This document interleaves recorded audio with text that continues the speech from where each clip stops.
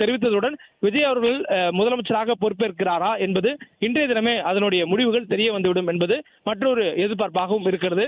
அதே நேரத்தில் அவர் தற்பொழுது முதலமைச்சராக பதவியேற்பதற்கான முயற்சிகளை மேற்கொண்டிருக்கக்கூடிய சூழல்ல அவருக்கு வழக்கமாக தமிழ்நாட்டில் முதலமைச்சராக பொறுப்பேற்கக்கூடிய இருக்கிறவர்களுக்கும் அதே போன்று சட்டத்தின்பால் அவர்களுக்கான பாதுகாப்பு கொடுப்பதற்கான அனைத்து ஏற்பாடுகளையும் தமிழக காவல்துறை மேற்கொண்டிருக்கிறார்கள்.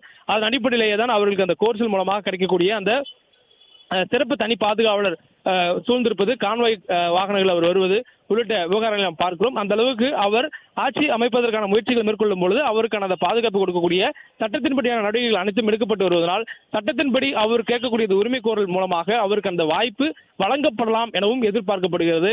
தமிழக ஆளுநர் என்ற முழு பொறுப்பு இல்லாததால் கேரளாவினுடைய ஆளுநர் தமிழ்நாட்டிற்கு பொறுப்பு ஆளுநராக பதவி வகித்து வருகிறார்.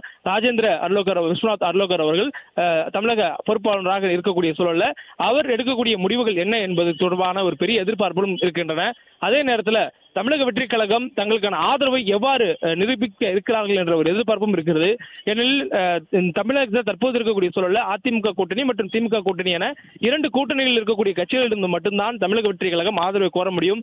ஏனெனில் 4 முனை போட்டியாக தமிழகத்தில் இந்த கடந்த சட்டமன்ற தேர்தல் இருந்தாலும் அதில் ஒரு முனை என சொல்லக்கூடிய நாம் தமிழர் கட்சிக்கு எந்த ஒரு சட்டமன்ற உறுப்பினர்களையும் இந்த முறை தமிழக மக்கள் கொடுக்கவில்லை. அதே நேரத்தில் அதிமுக கூட்டணியில் பாஜக அங்கம் வைத்திருக்கிறார்கள், அவர்களுக்கு ஒரு இடங்கள் கிடைக்கப்பட்டிருக்கிறது. அமமுக அங்கம் வைத்திருக்கிறார்கள், அவர்களுக்கு ஒரு இடம் கிடைக்கப்பட்டிருக்கிறது. அதே போன்று பாமக இடம் பெற்றிருக்கிறார்கள், அவர்களுக்கு 4 சட்டமன்ற உறுப்பினர்கள் கிடைக்கப்பட்டிருக்கிறார்கள். அதிமுகவுடைய எண்ணிக்கையை நாம் பார்த்திருக்கிறோம். அதே போன்று திமுக கூட்டணியில திமுக சின்னம் இன்றி தனி சின்னத்தில் போட்டியிடக்கூடிய கட்சிகள் இந்திய யூனியன் முஸ்லீம் லீக், அதே போன்று இடதுசாரிகள் கட்சியில் இருக்கக்கூடிய இந்திய கம்யூனிஸ்ட் கட்சி, அதே போன்று மார்க்சிஸ்ட் கம்யூனிஸ்ட் கட்சி, விடுதலை சிறுத்தைகள் கட்சி உள்ளிட்ட கட்சிகள் இருக்கின்றன. இந்த கட்சிகள் தங்களுடைய சொந்த சின்னத்தில் போட்டிட்டு இருக்கக்கூடிய கட்சிகள். காங்கிரஸ் கட்சியும் இந்த கூட்டணியில 28 இடங்களை போட்டிட்டு 5 இடங்களை வென்றிருக்கிறார்கள். இந்த கட்சிகளிலிருந்து மட்டும்தான், அதே போன்று திமுக ஆகிய இந்த கட்சிகளிலிருந்து மட்டும்தான் சட்டமன்ற உறுப்பினருடைய ஆதரவு கிடைக்கப்பெறும் என்ற சூழல் நமக்கு சின்னமாக தெரிகிறது. இந்த நிலையில தான் காங்கிரசிடம் தமிழக வெற்றி கழகத்தினுடைய தலைவர் விஜய் இந்திய தேசிய காங்கிரஸ் தேசிய தலைமையிடம் அவருடைய ஆதரவு கேட்டு கடிதம் கொடுத்திருந்தார். தொலைபேசி வாயிலாக ராகுல் காந்தியிடம் உரையாடியிருந்தார். இதெல்லாம் நாம் கடந்த காலத்தில் பார்த்திருக்கக்கூடிய செய்தி. அதனைத் தொடர்ந்து காங்கிரஸ் கட்சி தமிழ்நாட்டில் விஜய் அவர்கள் காமராஜருடைய புகழை அவர் கொண்டாடுவதும் அவருடைய கருத்துக்களை ஏற்றுக்கொண்டு அவர் வெளியில் செயல்படுவோம் என சூழலித்திருப்பதும் வரவேற்பதாகவும், அதுபோல் அவருடைய செயல்பாடுகள் அமைவதற்கு அவருக்கு உறுதுணையாக காங்கிரஸ் கட்சி இருப்பதற்கான முடிவுகளை தமிழகத்தில் இருக்கக்கூடிய காங்கிரஸ் கமிட்டியே முடிவெடுக்கக்கூடிய அதிகாரத்தை வழங்கியிருப்பதாக தேசிய காங்கிரஸ் கட்சியினுடைய பொதுச் செயலாளர் கே.சி. வேணுகோபால் நேற்று தினம் செய்தியாளர் சந்தித்து டெல்லியில் தெரிவித்திருந்தார்.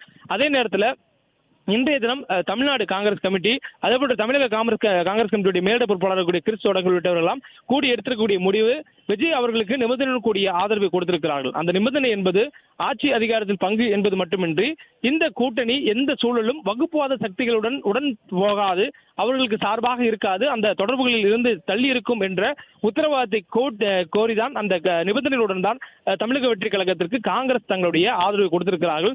அதனை அடுத்து ஆதரவு கடிதத்தை கொடுப்பதற்காக தமிழக வெற்றி கழகத்தினுடைய தலைமை அலுவலகம் இருக்கக்கூடிய பனையூர் அலுவலகத்திற்கு நேரிலே சென்று அவர்களுக்கு அந்த ஆதரவு கடிதத்தை கொடுத்திருந்தார்கள். அதனோடு மட்டுமில்லாமல் அந்த கட்சியினுடைய தலைவர், தமிழக வெற்றி கழக கட்சியினுடைய தலைவர் விஜய் அவர்களுக்கு காங்கிரஸ் கட்சியினுடைய சால்வை துண்டை அணிவித்து அவரை வரவேற்று அவர் முதலமைச்சராக இருப்பதற்கான முழு உடன்பாடோடு தமிழக காங்கிரஸ் அவருடன் இருக்கும் என்ற தமிழக காங்கிரஸ் கமிட்டி அவருடன் இருக்கும் என்ற பிளே ஸ்டோர் மற்றும் ஆப் ஸ்டோரில் இருந்து பாலிமர் செயலியை QR கோடு மூலம் பதிவிறக்கம் செய்யுங்கள்.